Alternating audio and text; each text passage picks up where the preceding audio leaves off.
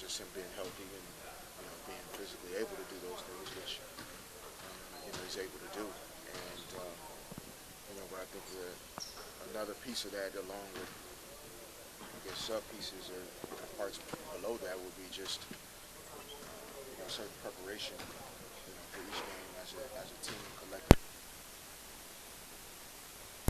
How we want to cover things, how we need to execute, very specific things. Andrews,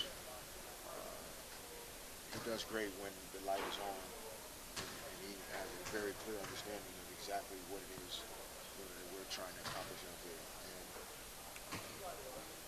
And there are certain games where we, after watching film from the last game, we're able to make some suggestions and some recommendations as a group that we're able to focus in on and carry to that next game. And those have been games where we've really done well. We've had a day or two in between to really think about it, talk about it, and invest in it as a group, and then put it out there on the floor. So I think that's best for Andrew as well as our team. Fish, do you have any sense of what the extra day of rest meant for Kobe, for what he could do? And obviously it had to help. Yeah, I mean, I think it helped all of us, not even just from a physical standpoint, but like I said, more so even just from a strategic standpoint and from a standpoint of really gaining an understanding of things that happened in the first 3 or 4 games and what we could do going into the 5th game that could work well for us as a group. And so, having that extra day to think about offensively, some things we could do better, defensively, whether we want to adjust matchups the way we did. I think all of those things work to our advantage, having the extra day. Whereas a lot of times when you go, you only go 1 day in between the game, you're really kind of resting and recovering from the night before to get prepared for the next night. So,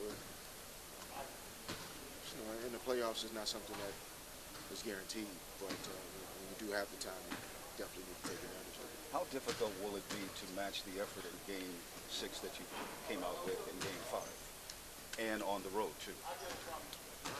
It's a challenge every night. You can't put in any particular way that you play in a bottle and carry it to the next game and think that you just open the bottle and pull it out. There are too many variables, there are too many things that change game to game that impact your ability to perform at the level you're capable of. And so, tomorrow night's game or Friday night's game will be about a lack of, sense of urgency or focus or concentration or any of those things. It'll be a matter of what happens in the game.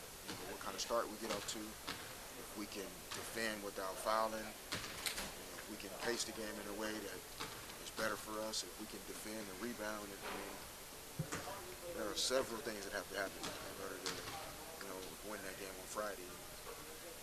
But we can't go into the game thinking that, we have it in our hand and we're just going to pull it out on Friday. Is there a sense, a sigh of relief after all the pessimistic remarks and things about Game 5 on the team right now? No, not from that standpoint. I just think anytime you win, you feel better. Had we won and the series is over, or had we won and just winning another game in the playoffs, it just feels good. So I don't think we feel good coming into the next day of practice like we do today because we feel like, oh my gosh, like we're almost dead and now we're alive again. Like, oh, this is just.